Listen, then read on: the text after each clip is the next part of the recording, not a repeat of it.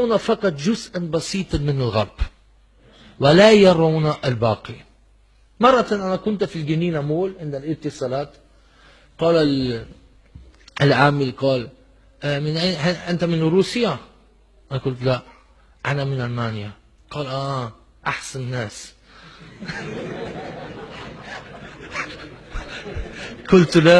قلت له أنا لا أرى ذلك، أنا أخالفك في هذا.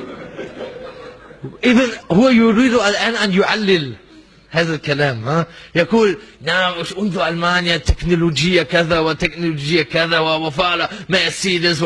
أنا قلت له يا أخي أنت الآن ذكرت شيئا من الإيجابيات. هل عرفت أن في ألمانيا كل 48 دقيقة انتحار؟ هل سمعت عن هذا؟ لا. هل عرفت أن في ألمانيا 800,000، ليس 1000، 800,000 يعني تقريبا 1,000,000 من العجائز من الكبار بالسن يدخلون دار المسنين. يعني الولد يقول انظر أبي أنت كنت يعني تنفق علي يعني 30 سنة 40 50 سنة، ولكن الآن ليس عندي وقت. أنا أدخلك في هذا الدار المسنين وأزورك كل نصف سنة، آتي مرة إليك وأتصل بك مرة واحدة في الأسبوع. هل عرفت هذا؟ هل عرفت أن في ألمانيا مثلا إذا دخل المسلم المستشفى كل يوم المستشفى مملوء، كل إخوان يأتون وزيارة. وما ممكن المرأة العجوزة الألمانية النصرانية هي هناك وكل أسبوع هي تجلس ولا أحد يزورها. هل عرفت هذا؟ لا، لأن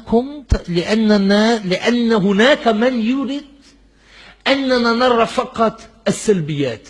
الشارع نظيف، الشارع نظيف والملابس الداخلية وسخة، هذه مشكلة، دخل هذه النجاسة. أنت ترى فقط الشارع النظيف ولكن لا ترى المشاكل الأخرى، لا ترى المشاكل الأخرى أنهم الآن ينقرضون. وكل هذا الحرب هي حركات الشاة المذبوحة. نعم هكذا. شوف، لذلك أنا أقول لكم الحمد لله إذا نظرنا إلى هذا البلد لا ترى فقط سلبيات. في كل مكان في العالم يوجد سلبيات ويوجد إيجابيات في كل مكان، في ألمانيا في مصر في أمريكا، ولكن البلد عموما جيد. إذا نقول الآن نحن نريد أن نزيد، نريد من جيد جدا نريد ممتاز مرتفع. جيد صح. وكيف نصل إلى هذه النتيجة؟ أنا أقول لكم بكل صراحة، النبي عليه الصلاة والسلام قال إذا تبايعتم بالعنا وأخذتم أذناب البقر ورضيتم بالزرع وتركتم الجهاد سلط الله عليكم ذلا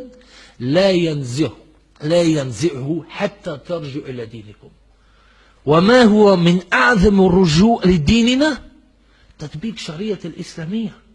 يا والله البلدان الإسلامية لا تخرج من الذل، من جل الاستعمار ومن الاحتلال إلا بتطبيق شريعة الإسلامية.